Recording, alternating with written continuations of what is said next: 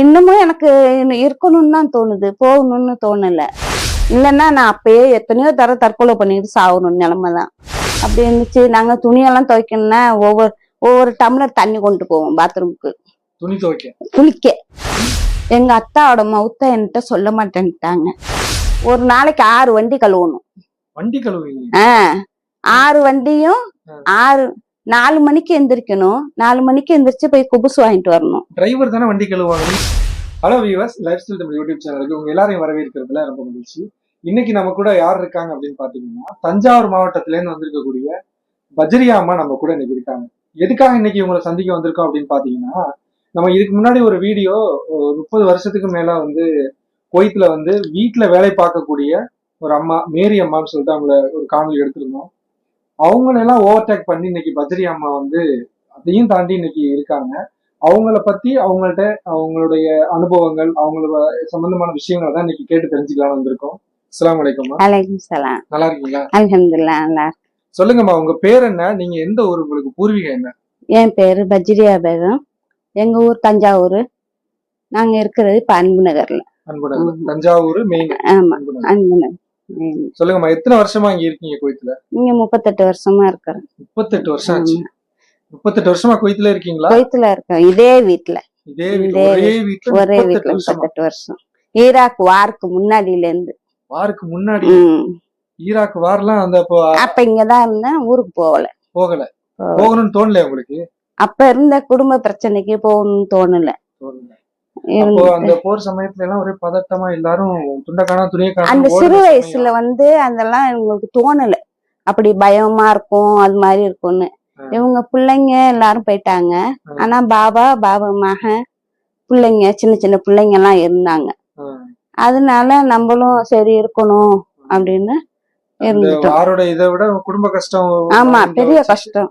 அத வச்சுட்டு உங்களுக்கு வார்ல ஒரு 7 மாசம் கரண்ட் இல்ல, தண்ணி இல்ல. 7 மாசமா தண்ணி இல்ல. அப்படி இருந்துச்சு. நாங்க துணியெல்லாம் துவைக்கணும்னா ஒவ்வொரு டம்ளர் தண்ணி கொண்டு போவோம் பாத்ரூமுக்கு, துணி துவைக்க, குளிக்க. ஆமா, டம்ளர்லயும் குடிக்கிற ஜக்குலயும் தண்ணி கொண்டு போவோம் குளிக்கிறதுக்கு. அந்த மாதிரிதான் சோப்பு போட்டு இப்படி தடவிக்குவோம். தடவிட்டு குளிச்சுட்டு வருவோம். குடிக்கிற தண்ணி மட்டும் எங்கேயாவது யாரு விடாது பூட்டி இருக்க வீட்டுக்குள்ள உள்ள குதிச்சு தண்ணி எடுத்துட்டு வருவோம். வீடு இல்ல, ஆள் இல்லாத வீட்டுல. ஆள் இல்லாத வீடுகள்லாம் இருந்திருக்கு, எல்லாம் ஓடிட்டாங்க. எல்லாருமே ஓடிட்டாங்க. யாரும் ஒரு 100க்கு ஒரு 10 வீடு இருக்கும். அப்போ நீங்க அந்த வார டயத்துல இதே வீட்டுலதான், இங்கதான் இருந்தோம். இந்த ரவுண்டாப்புலதான், எய்தாப்புலதான் கேம்ப் போட்டு வச்சிருந்தாங்க ஈராக் வார்ல. அந்த ஈராக்காரங்க எல்லாம் எங்களை பாப்பாங்க. அந்த பைனாக்குலால் மாதிரி வச்சுக்கிட்டு அந்த கீமாவை போட்டுக்கிறது அதெல்லாம் போட்டுக்கிட்டு பாப்பாங்க. இந்த அடிவாசல்ல தங்கிட்டு இருந்தாங்க. எங்களை பாப்பாங்க. சொல்லுவாங்களா? ஒண்ணும் சொல்ல முடியாது, பேசலாம் கூடாது. பேசணும்னா பிரச்சனை ஆகும்னு நாங்க பேச மாட்டோம். ஆனாலும் நம்ம பாப்பாங்க, நம்மள பாப்பாங்க. நாங்க இந்த கார்டன்ல உட்காந்துருப்போம். நானும் என் ஃப்ரெண்டும். அந்த பிள்ளை ஒரு 35 நாள். ஆமா, அதனாலதான் அதுக்கு ஆதரவா நானும், எனக்கு ஆதரவா. உங்களுக்கு வந்த புதுசுல அப்ப எத்தனை வருஷம் ஆயிருச்சு உங்களுக்கு? எனக்கு 2.5 வருஷமா. ஊருக்கு போற டைம். ஊருக்கு போலாம், போயிட்டு வருவோம், லீவுக்கு போயிட்டு வருவோம் நினைச்சிட்டு இருக்கீங்க. அப்பதான் வந்துருச்சு. இப்ப 38 வருஷம் ஆச்சு உங்களுக்கு. இப்ப சொல்லுங்கம்மா, இந்த 38 வருஷம் உங்களுக்கு முடிஞ்சிருச்சு. என்ன சொல்ல விரும்புறீங்க நீங்க இந்த குவைத் வாழ்க்கையை பத்தி? இன்னமும் எனக்கு இருக்கணும்னு தான் தோணுது, போகணும்னு தோணல. ஊருக்கு போகணும்னு தோணல, இருக்கணும் அப்படி எல்லாம் தோணல. அல்ஹம்துலில்லாஹ், நம்மளோட கஷ்டங்களை போக்கணும் இந்த நாடு, பரக்கத்தான நாடு, தரித்திரியத்தை போக்கணும் நாடுன்னு இருக்கணும்னு தோணுது. பிள்ளைங்க எல்லாம், இந்த பிள்ளைங்களோட ரத்தம் பூரா இந்த நாட்டுல உள்ள காசு. சொல்லுங்க, உங்களுக்கு எத்தனை பிள்ளைங்கம்மா? எனக்கு பிள்ளைங்கலாம் கிடையாது. கல்யாணம் ஆயிடுச்சா இல்ல உங்களுக்கு? எனக்கு பிள்ளைங்களும் இல்ல, யாரும் இல்ல வீட்டுல. கல்யாணம் பண்ணல? அத்தா இல்ல, அம்மா இல்ல, யாரும் இல்ல. நீங்க எத்தனை பேருமா நீங்க? நாங்க 6 பொம்பளை பிள்ளைங்க, தம்பி 1 1. இந்த மாதிரியான குடும்ப கஷ்டத்துலதான் நீங்க வந்தது. குவைத்துல மட்டும்தான் இருந்தீங்களா 38 வருஷமா? இல்ல, 2 வருஷம் துபாயில இருந்தேன். 85ல என்னோட பயணம் ஸ்டார்ட். வெளிநாட்டு பயணம் 85. இந்த வெளிநாட்டுக்கு இப்போ வந்து 38 வருஷத்துல குவைத்தை பத்தி உங்களுக்கு போகவே மனசு இல்ல அந்த அளவுக்கு உங்களுக்கு தோணுது. இப்போ எப்பாவது மொத்தம் ஊர்ல போய் செட்டில் ஆகணும் அப்படின்னு ஒரு ஐடியா இருக்கும்ல? எனக்கு அந்த மாதிரி தோணலப்பா. யாரும் இல்லையே, என்ன செய்யறது, இருக்கணும்னு தோணல, அங்க போய் இருக்கணும்னு தோணல. உங்க அக்கா தங்கச்சி சொந்த பந்தம் இருக்காங்க, எல்லாரும் இருக்காங்க, எல்லாருக்கும் பிள்ளைங்க இருக்காங்க, எல்லாரும் அவங்கவுங்க குடும்பத்துல அவங்கவுங்களோட இருக்காங்க, எல்லாரும் நல்லா இருக்காங்க அல்ஹம்துலில்லாஹ். நான் வரும் பொழுதெல்லாம் சின்ன சின்ன பிள்ளைங்க எல்லாருமே, எல்லாரையும் கல்யாணம் பண்ணி கொடுத்தோம். அது பிள்ளைங்களையும் கல்யாணம் பண்ணி கொடுத்தோம். உங்களுக்கு இப்ப சொந்த வீடு இருக்குல்ல? இல்ல, எதுவுமே இல்ல, எல்லாத்தையும் கொடுத்தாச்சு. எல்லாருக்கும் சகோதர தம்பிக்கு கொடுத்தோம். ஆமா, தங்கச்சிங்களுக்கு உங்களுக்குன்னு எதையும் எடுத்துக்கல. ஒண்ணும் இல்ல. குடும்பத்துக்காகவே உங்க வாழ்க்கைய அல்ஹம்துலில்லாஹ் அல்லாஹ் கிருபை செய்வான். அல்லாஹ் போதுமானவன். ஆமீன். உங்க மனசுக்கு எல்லாமே நிறைவா நடக்கும் இன்ஷா அல்லாஹ்.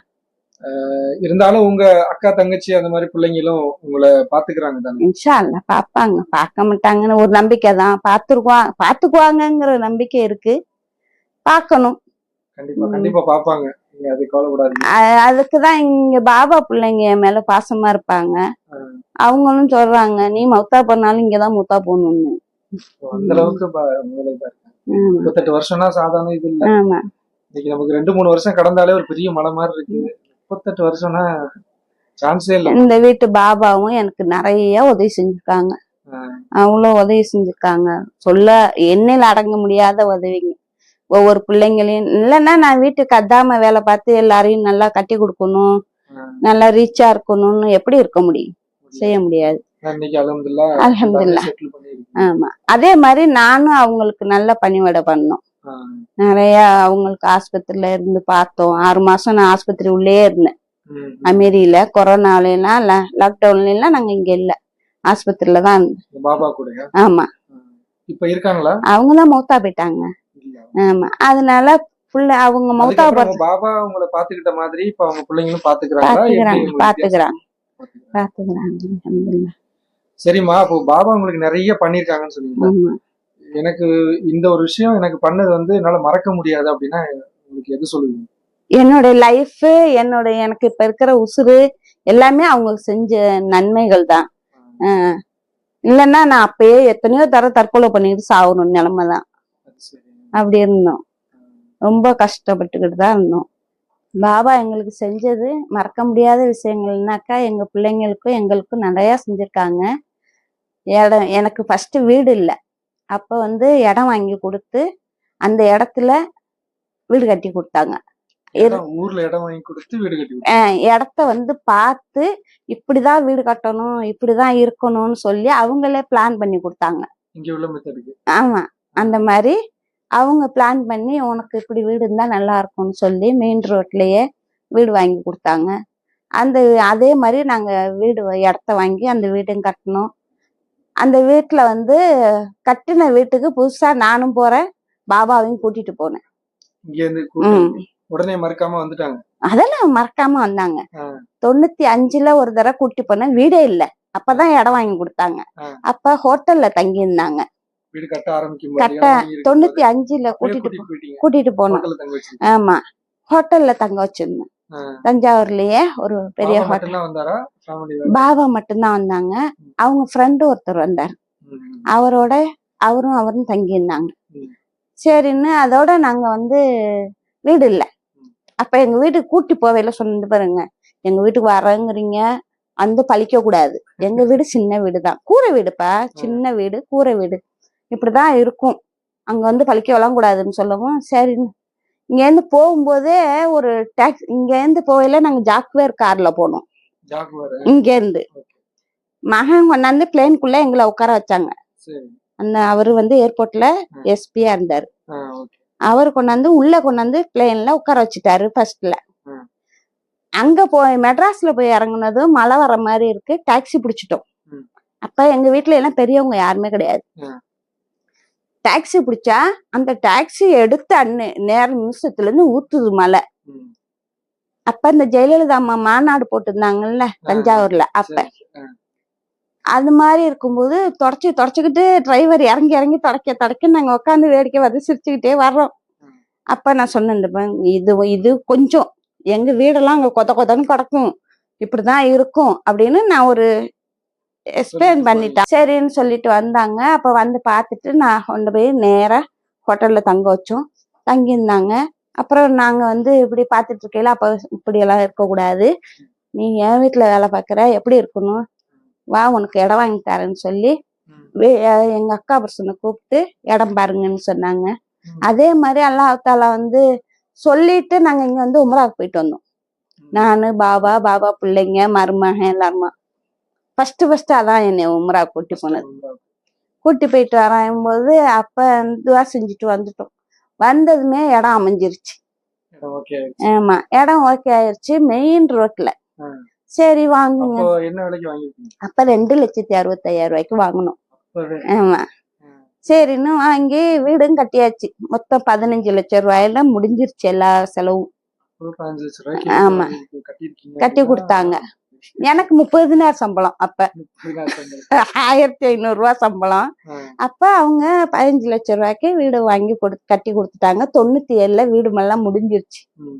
முடியவும் அப்ப சொன்னாங்க, வீடு கட்டிட்டியா அப்படின்னு. கட்டிட்டோம் பாவா, கட்டிட்டாங்க, வா போய் பாப்போம் அப்படின்னு.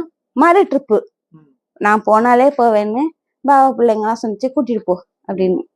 சரின்னு கூட்டி போனா, அங்க போனாக்கா ஓரியன்டல் ஹோட்டல்ல தங்க வச்சிருந்தோம். தம்பியும் அவங்களையும் இருக்க மாட்டேன்ட்டாங்க. இது என்னடா, வாடா வீட்டுக்கு போய் தங்குவோம் அப்படின்னு. அவங்களுக்கு ரூம் செட் பண்ணி அங்க எல்லாம் செஞ்சு வச்சிருந்தோம். அப்ப அங்கேயே இருந்துட்டாங்க. 2 மாசம் இருந்தாங்க. அப்ப எங்க வீட்லயே நாங்க சோறானம் கச்சுறதுதான் சாப்பிடுவாங்க. நம்ம ஊர் குழம்பு. ஆமா, அது மாதிரிதான் சாப்பிடுவாங்க. ரோட்ல விக்கிறதெல்லாம் வாங்குவாங்க பிள்ளைங்களுக்கு. வாங்கடா, இந்த பிள்ளைங்க எல்லாம் சின்ன சின்ன பிள்ளைங்க, எல்லாத்தையும் வித்துட்டு போவாங்க. அங்க விக்கிற மாம்பழம், வாழைப்பழம் எல்லாத்தையும் வாங்கி வாங்கி அள்ளிட்டு வருவாங்க. நானே திட்டுவேன், ஏன்டா எடுத்துட்டு போய் இப்படி வாங்கிட்டு வரீங்க அப்படின்னு. அவங்க சொல்லுவாங்க, பரவாயில்ல பிள்ளைங்க திங்கிட்டோம் அப்படின்னு. அந்த மாதிரி மறக்க முடியாத விஷயங்கள்லாம் நிறைய செஞ்சிருக்காங்க. அது மாதிரி 4 தடவை கூட்டிட்டு போனேன் ஊருக்கு. 4 தடவை. ரொம்ப ரொம்ப நல்ல மனுஷன் நினைக்கிறேன். ரொம்ப பெரிய மனசு, தங்கமான மனுஷன். அவ்வளோ பிள்ளைங்க, எங்க வீட்டு பிள்ளைங்க அம்புட்டு. எங்க குடும்பத்துல, எங்க ஃபேமிலியில, அதாவது எங்க அத்தா சொந்தம், எங்க அம்மா சொந்தத்துல, அதாவது ரிலேஷன்ல நிறைய பிள்ளைங்க குடும்பம் வந்து இன்னைக்கு தளர்ச்சி இருக்குதுன்னா பாபால. அவ்வளோ பிள்ளைங்களுக்கு விசா கொடுத்து எல்லாருக்கும் எந்தெந்த வேலைக்கு வேணுமோ அந்தந்த வேலைக்கு விசா எடுப்பாங்க. விசா கொடுத்து அவங்களும் போய் அந்த மாதிரி பிள்ளைங்க எல்லாம், வீடே இல்லாத பிள்ளைங்க எல்லாம் இன்னைக்கு வீடு கட்டிக்கிட்டு இருக்காங்க. அந்த மாதிரி நிறைய பிள்ளைங்களை எடுத்து எடுத்து எடுத்து எடுத்து அவங்க வருவானுங்க, சம்பாதிப்பானுங்க.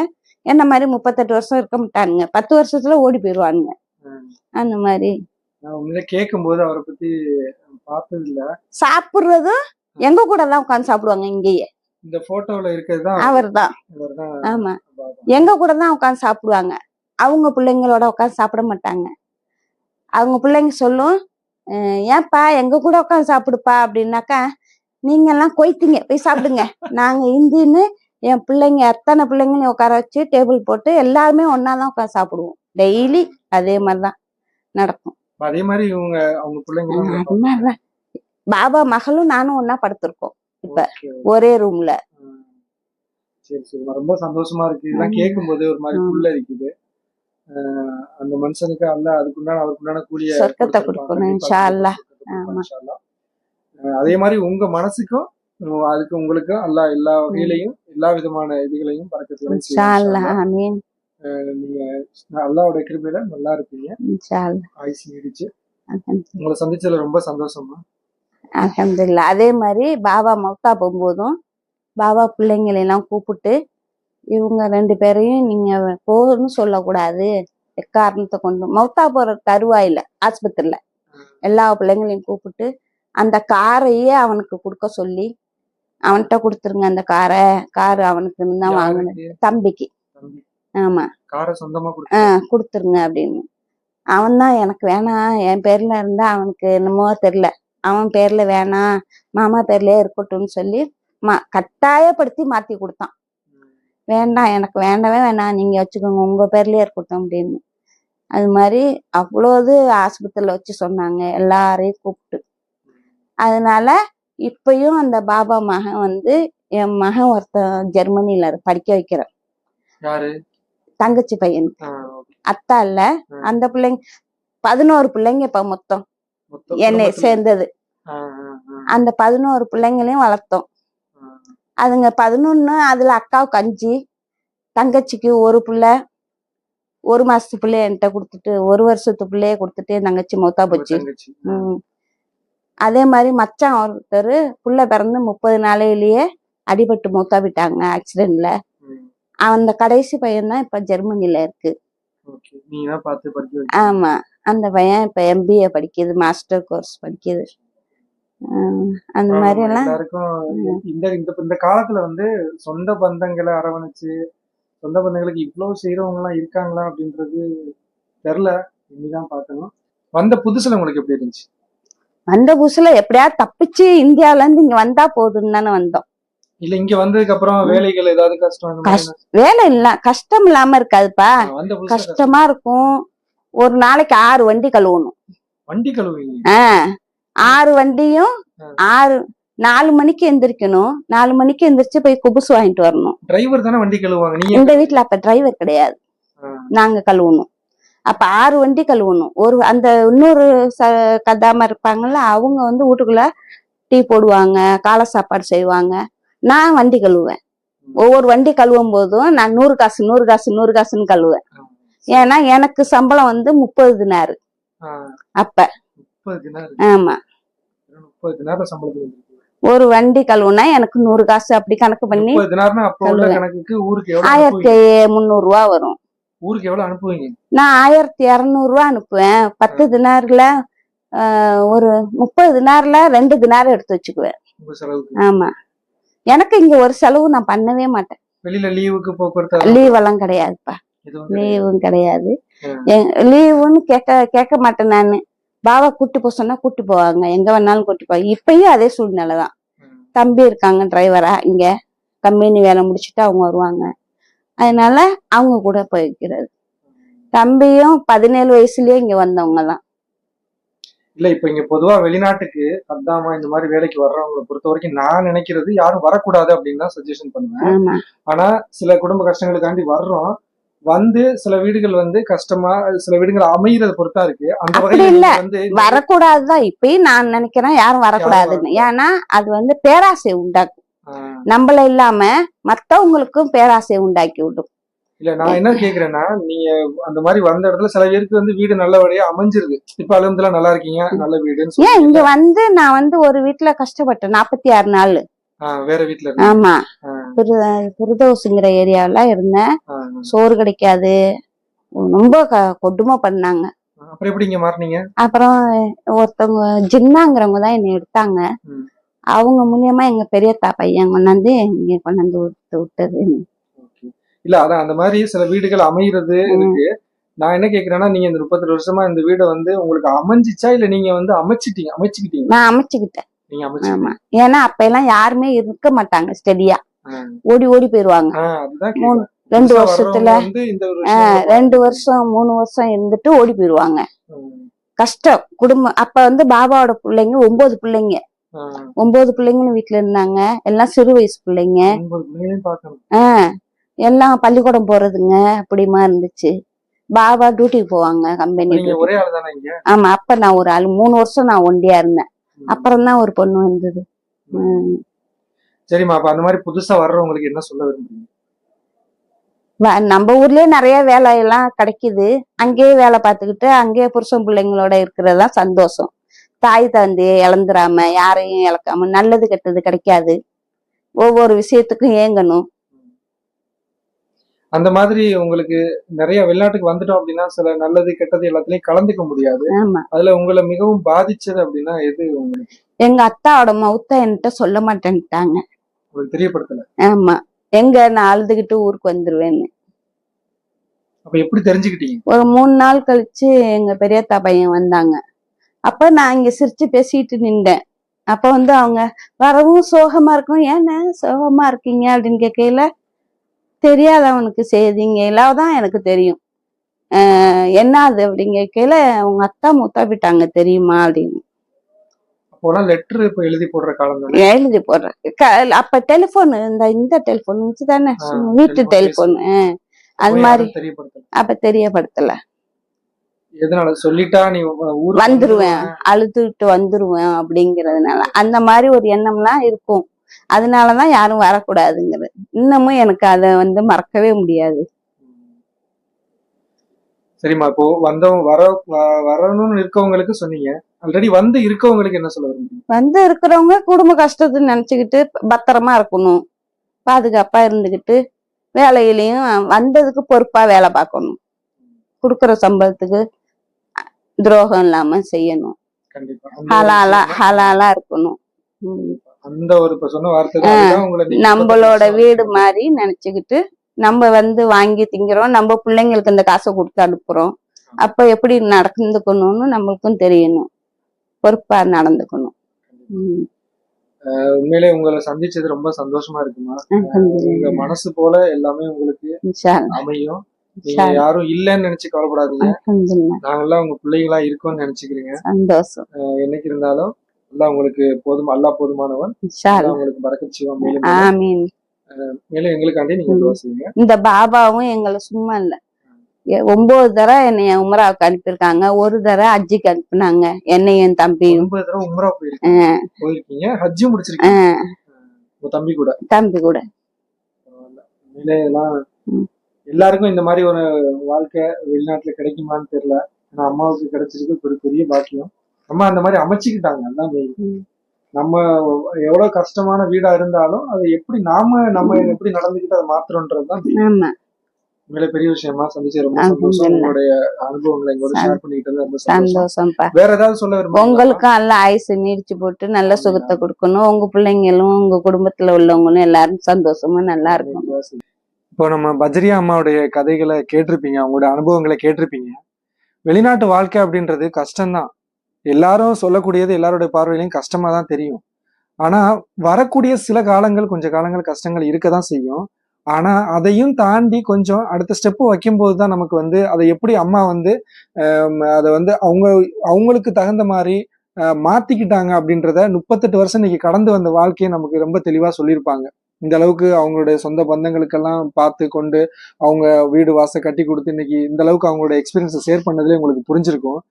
இதுதான் நம்ம சொல்ல ஒரு விஷயம். அதாவது வெளிநாட்டு வாழ்க்கை அப்படின்றது கஷ்டம் மட்டுமே அப்படின்னு கிடையாது. கொஞ்ச காலம் கொஞ்சம் நம்ம அட்ஜஸ்ட் பண்ணி கொஞ்சம் கஷ்டத்தை நம்ம பொறுத்துட்டு போற மாதிரி இருக்கும். அதுக்கப்புறம் நம்மளுடைய வாழ்க்கை ரொம்ப சுபிட்சமா இருக்கும். ஆனா ரொம்ப பொறுமை அப்படின்றது ரொம்ப முக்கியம். ஸோ இந்த நம்ம பஜரியா அம்மாவுடைய வாழ்க்கை எனக்கும் சரி உங்க எல்லாருக்குமே ஒரு பெரிய இன்ஸ்பிரேஷனா, ஒரு பெரிய முன்னுதாரணமா இருக்கும் அப்படின்றத நம்பிக்கையோட அந்த வீடியோ இதோட முடிச்சுக்கிறேன். நன்றி. அஸ்ஸலாமு அலைக்கும்.